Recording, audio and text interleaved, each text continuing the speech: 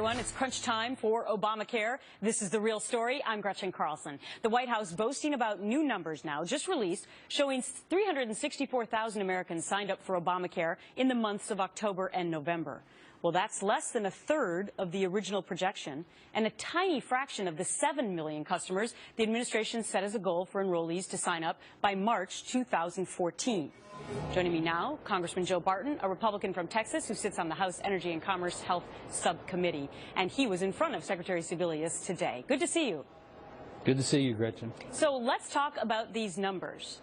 They have released that they're over 350,000 now, but they're only about 6,000 a day if you average it out.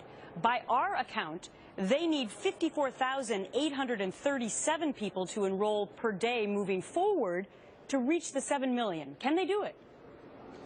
Well, I guess it's mathematically possible, but it's in the real world, it's not probable. It's not a done deal that those 365,000 actually will have coverage if they show up in an emergency room or a doctor's office sometime in January or February.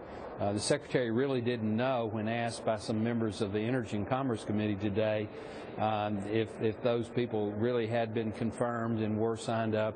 Those are people that think they've signed up and that at least have a confirmation number that they are signed up. Right, because she was inconclusive in whether or not they had actually paid their premiums, which has always been, I guess, the end-all of the fact that you are officially signed up, correct? And your premiums are normally deducted from your paycheck if you get employer-based health insurance. And in this case, since a lot of these people are not getting them through their employer, they're actually going to have to write the check and mail it in somewhere, I suppose. It's an interesting proposition. But even if that's true, that they actually are getting covered, they're going to find out when they show up that they may not be able to get health care because the part of the system that's supposed to do the billing and confirm that they have coverage and what's covered, it's not up and running yet. It hadn't been put together yet. And I don't know how you did in math, Congressman, but it looks to me to kind of be upside down. I want to show another map because here's the cancellation map of people who, for the most part, liked their insurance coverage. It's almost up to 6 million people now who have received cancellation notices, and you juxtapose that to the number of people who've actually signed up, 364 some odd thousand, and it seems to be the pendulum's going in the wrong direction, right?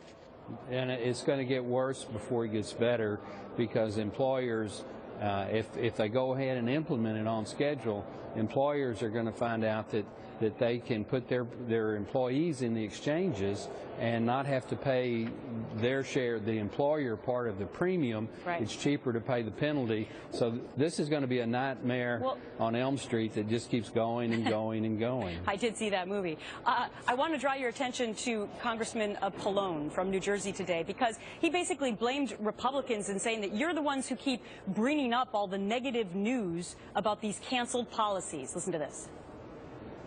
This whole idea of, the president saying if you like it, you could keep it. I mean, the president didn't say that if you had a lousy health insurance policy that didn't cover everything, that he was suggesting that, insurance companies continue to sell it and therefore you buy it. I think it's absurd to keep arguing over these lousy skeletal plans.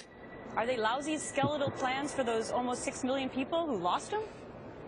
Well, they're plans that people voluntarily chose and that they were happy with. They may not have had all the mandated coverage under Obamacare, but they were plans that people wanted, that people could afford, and that they worked for the people that had them. And now they're gone. I mean, it's Secretary Sebelius, I predicted at the hearing today, and I'll predict here on Fox, she's going to be back before the Energy and Commerce Committee sometime in January or February, explaining why people are now showing up in their doctor's offices and emergency rooms, and they're being told that their health cards aren't any good because they can't confirm that they really have the coverage that the people claim they have. And that's going to happen. That's going to happen, Gretchen. And it's the Secretary Sebelius will have to do another investigation herself because she's clueless today that it's not going to work in January and February, just like we'll she have was to wait and see what clueless in happens. October. Yeah, Congressman Joe Barton, we're going to actually discuss that with our panel coming up. Thanks so much for your time today.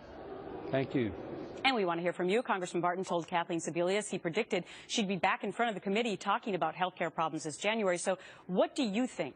Send us your thoughts. You can go to my Facebook page, facebook.com/Gretchen Carlson. You can weigh in there. We'll read your comments at the end of the show.